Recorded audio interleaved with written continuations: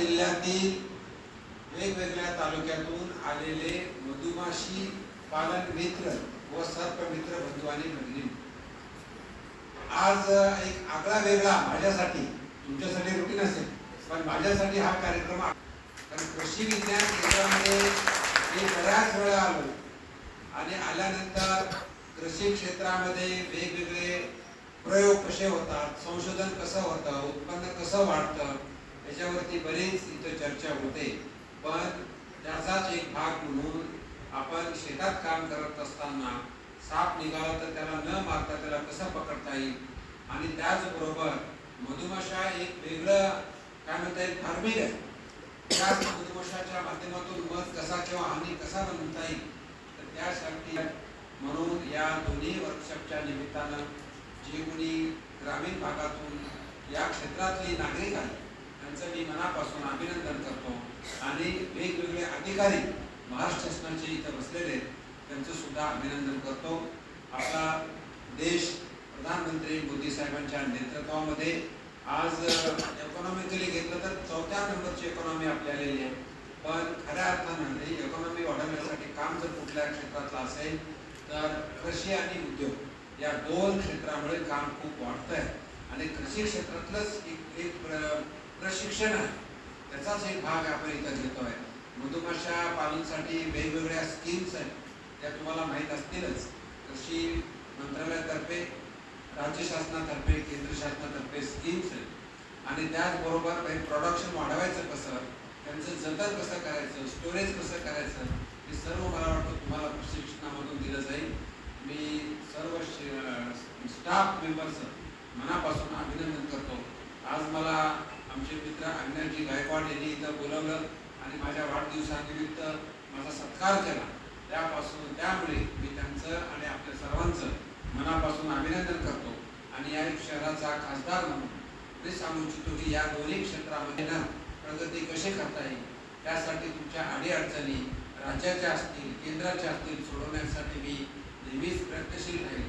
विशेषतः बँकेच्या माध्यमातून लोन लागत असेल तुम्हाला तर बँकेच्या अधिकाऱ्याशी आमच्या अविनाशला माहिती आहे, बँक बचत गटामध्ये बऱ्याच जवळजवळ आम्ही 150 कोटीपर्यंत लोन दिलं होतं। तर वेगवेगळ्या ज्या तुमच्या अडचणी असतील त्या तुम्ही मांडा, सांगा, त्याचं निवेदन तयार करा आणि निवेदन करून संबंधित अधिकाऱ्यांना बोलवून तुमचे प्रॉब्लेम सॉल्व्ह केले जातील एवढंच या प्रसंगी बोलतो आणि मी माझ्या वतीनं हार्दिक शुभेच्छा देतो।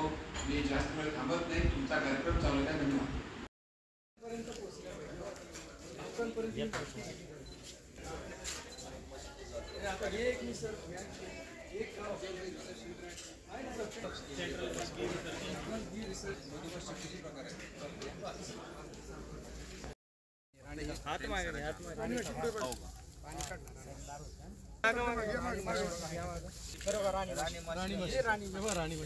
किती लकी आहे बघा सगळ्यांनी,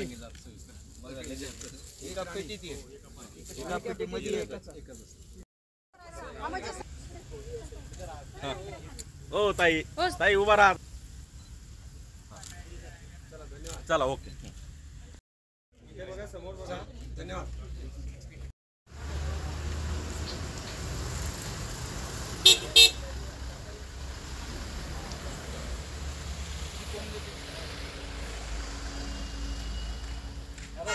मी अविनाश गायकवाड, स्वरदर्शन संस्था ग्रामोदय प्रकल्पाचा अध्यक्ष म्हणून काम बघतो आणि गेल्या 15 वर्षापासून मधुमक्षिका पालन या विषयावर संभाजीनगर आणि मराठवाड्यामध्ये काम करतो।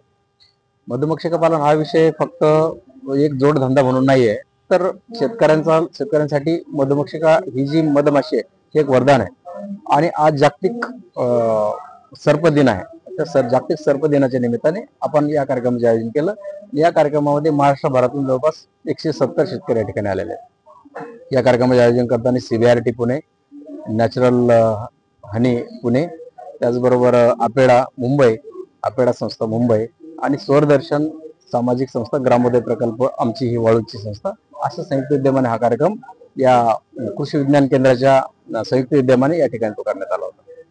आणि या कार्यक्रमाला वेगवेगळ्या प्रकारचे हाय लेवलचे मान्यवर, ज्यांना अगदी उत्पादनापासून तर परदेशात एक्सपोर्ट करण्यापर्यंत सर्व मार्गदर्शन या एक दिवसीय कार्यशाळेतून या ठिकाणी देण्यात येत आहे। परंतु हा अवेअरनेस कार्यक्रम घेण्याचा मूळ उद्देश हा होता की जागतिक आज सर्प दिवस आहे आणि मधमाशी पालनाचा विषय हा दोन्ही एकमेकाला लागून आहे. जसं की आपण म्हटलं की ही एक अन्न साखळी आहे. आपण उंदीर मारून टाकतो, आपण साप मारून टाकतो, आपण वेगवेगळ्या प्राण्यांवर हल्ले करतो. मग सर्वच मानवांसाठी हे सगळे प्रत्यक्ष कार्य करत असतात आणि म्हणून ही अन्न साखळी आपण न डॅमेज करता, आपण न तोडता ही नैसर्गिक पद्धतीने चालली पाहिजे. त्या दृष्टीने काम व्हावं आणि मधमाशीचं जतन व्हावं. जसं की आपण म्हटले की वेगवेगळ्या ठिकाणी मधमाशीचं पोळं हलवण्यात आलं, तर ते अतिशय खरी म्हणजे ती गंभीर बाब आहे आणि चुकीची पण बाब आहे. कारण नैसर्गिक अधिवास त्यांनी निवडलेला आहे आणि त्यांना त्या पद्धतीनं त्यांच्या संसाधनानुसार त्यांनी त्या ठिकाणी त्यांची वसाहत त्यांनी स्थापन केलेली असते. त्यांना त्या पद्धतीने त्रास देणं आपल्या हितासाठी हे चुकीचं आहे. मुळात हे सगळे कीटक, सगळे प्राणी कुणालाही त्रास देत नसतात, ते आपले मित्रच असतात. मात्र त्यांना डिवसण्याचा प्रयत्न केला, त्रास देण्याचा प्रयत्न केला तरच ते आपल्यावर माणसावर हल्ला करतात, ते पण त्यांच्या संरक्षणासाठी. माझं नाव कैलास पवार. पतंजलीचं युवा भारत जे संघटन आहे त्याचं जिल्हा प्रभारी म्हणून मी छत्रपती संभाजीनगरचं काम पाहतो. आज आपण कृषी विज्ञान केंद्रामध्ये जमलेलो आहोत आणि या ठिकाणी अविनाशजी गायकवाड आणि त्यांच्या सहकार्याने एक मधुमक्षिका पालन, त्यानंतर सर्पमित्रांचं एक संमेलन इथं ठेवलेलं आहे.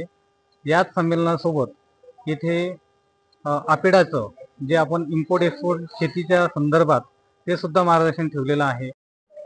नमस्कार, श्री ज्योती अविनाश गायकवाड, गंगापूर तालुका माजी सभापती.